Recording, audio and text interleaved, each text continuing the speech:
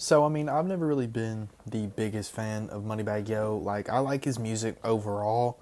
I could say I like it, but I've always been kind of like on the fence about it, like middle of the road with it. I mean, it's kind of it's all right. He's got some out there like Shada's and stuff, like songs like that I think are pretty good. But then like he'll drop some mid music that I'm like, this is kind of just all right. I feel like Moneybagg Yo is kind of in that little baby road right now, where like you kind of like if you see a snippet of it, you know what it sounds like before you even click on it. You know what I'm saying? Not he's definitely I feel like more varied than Lil Baby is, but nowhere near like what he should be. This album, Speak Now, was one of like three albums that I wasn't really excited for Speak Now, but I was gonna listen to it. Excuse me, see if I enjoyed it. It's enjoyable enough to be listenable, but it's not great. It's not a great album whatsoever. It's above average. It's middle of the road. You know what I'm saying? All the beats sound like variations of each other, which is kind of the main flaw. It's kind of like the next song sounds like the one after, like before it, and it's probably gonna sound like the one after it. Beat wise, lyric wise, flow wise, really everything wise. Kind of like recycling the same music. You know what I'm saying? All the songs feel like they're supposed to be. It feels like they're supposed to sit by themselves almost. Like he's kind of giving you a collection of songs to like play like here and there. You know what I'm saying? Like you play one or two of them. Like you take one or two of them and you replay the heck out of like the favorite. You know what I'm saying? It feels like that. It doesn't feel like an album. It feels like a compilation of music. You know what I'm saying? Like I don't really know. There's a way to describe that without sounding stupid. Because if I say like he feels like he dropped an album for you to pick songs out of, I feel like that's what you do with every album, but it's different. I'm meaning that in a different context that I'm having trouble kind of explaining. Whenever he does try to change his voice up, I don't like it. Oh my god, I don't like how he tries to change up his voice. I don't think he's good at singing at all. Moneybagg Yo does not like he's not good at singing.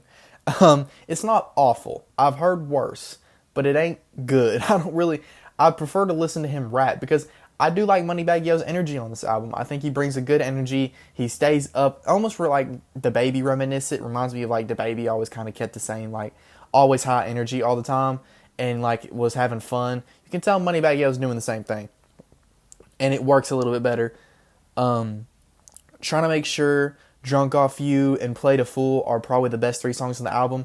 Chris Brown doesn't like have his own hook or his own verse, but like his like backup singing on the chorus actually helps the song a lot. And Moneybagg Yo doesn't sing. He kind of, gentle rapping. You know what I'm saying? I hate his ad libs, like that ad lib. I hate that. I hate it so much. He'll be talking about screaming or something's like, I don't like that. That you're making it sound nasty. You know what I'm saying? That's not cool. I don't like it. And I feel like I heard it too much. I feel like I heard it too much throughout the whole album. Every time I heard it, I wanted to turn the song off. None of the rest of the song could have been bad, but if I heard that part specifically, I was not rocking with it. The features don't do much besides Chris Brown and Morgan Wallen, to be honest. And Morgan Wallen's isn't even that good.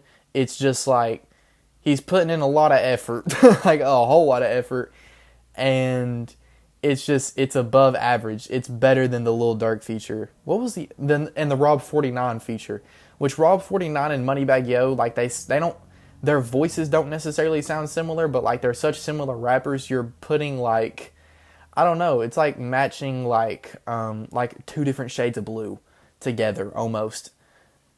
When Moneybagg Yo sounds hungry, when he's like relentless and he's scraping at the beat, that's when he's at his best.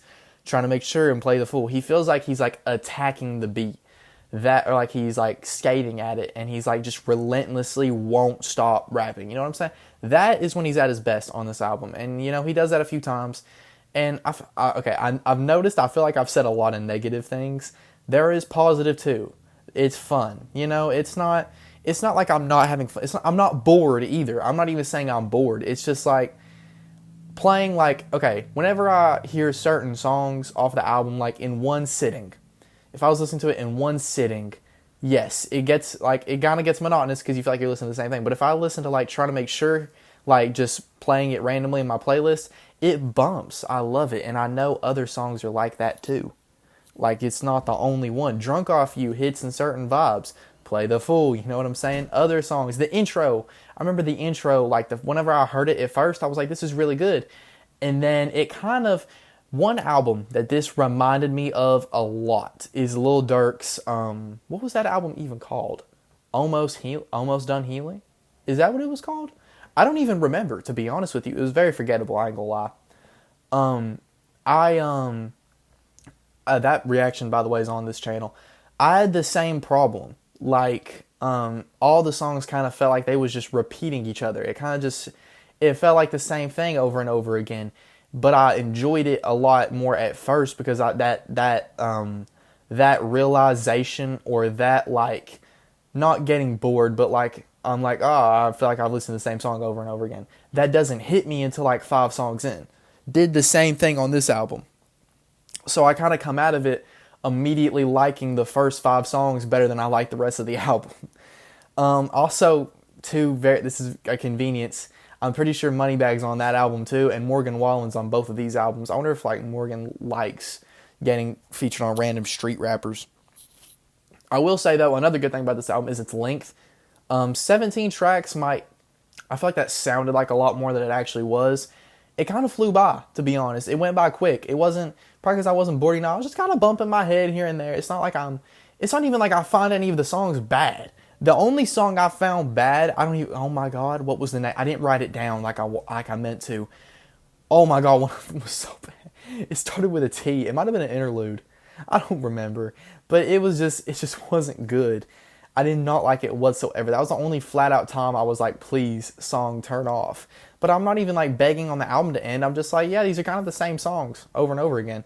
Which isn't bad because, I like music like that. So it was not as bad as I feel like I'm making it sound.